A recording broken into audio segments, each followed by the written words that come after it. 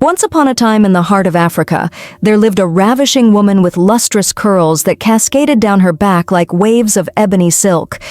The villagers whispered her name, Meliora, together in awe, a woman whose beauty stilled the breaths of men and infants alike. Meliora had been married at a young age to the chief's son Jovel, and even though she was a dutiful wife, she could not ignore the insatiable hunger for adventure and the enigma of the unknown. One fine morning, Jovel set out for a 2-week-long expedition to conquer a neighboring tribe, and this began the beginning of Meliora's deceptive tale. As days turned into nights, Meliora, driven by the unrestrained winds of lust and desire, assembled an unending line of men from the village, one after another. Each man found comfort between her supple thighs, then disappeared, never to return, leaving Meliora with her ever-growing thirst for sexual stimulation. The excitement of new men in her bed compensated for the ones she had never loved and never yearned for. The village, a seething cauldron of secrets and gossip, began to whisper about the strange occurrences that were unfolding in their chief's household. One night, as Meliora lay spent, surrounded by her conquests, a wizened old crone approached her in the moonlight, her face as withered as old parchment. The high priestess of the land, this mystic woman had watched her people's longing to know Meliora's story. A glint of mischief danced in her eyes as she whispered, "Meliora, darling child, you may have life, love, and men, but one day you will find that it will all be just an illusion, a mirage in the endless sands of time." Yet Meliora's seemingly endless thirst only grew stronger, and she continued embracing her newfound pleasures each day, unbeknownst to the pale light of dawn, about to exact its price on her ever-wanton heart. Her encounters became more electric, but her loneliness grew deeper. By now, Meliora knew in her heart of hearts that this river of desire could never be quenched. One fateful morning, Jovel returned from his expedition all triumphant, bearing an assortment of precious metals and jewels for his faithful wife.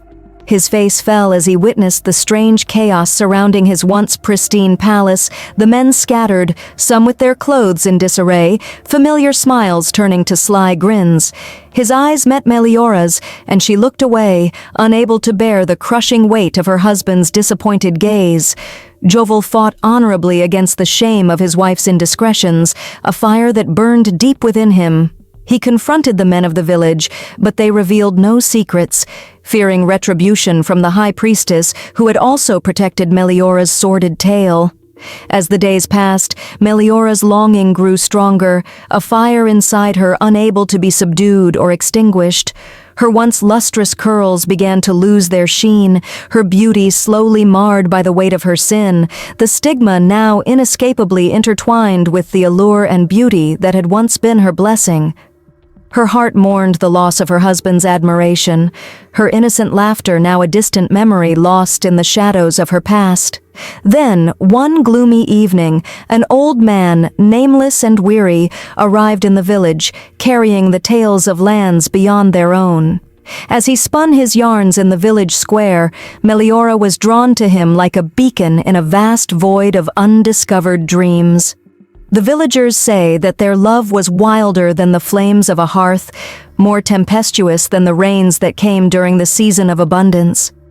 The night of their wedding feast, the villagers looked on as Meliora, once again married, welcomed her nameless husband into their home. Looming above them all, the high priestess stood like a watchful sentinel, the glint of mischief still alive in her eyes. As the wind whispered through the grapevines outside the palisade, a new story began, much like a string of pearls, a drama of seduction and adultery that would seep into the canvas of time, leaving a long-lasting imprint on the hearts and memories of the villagers.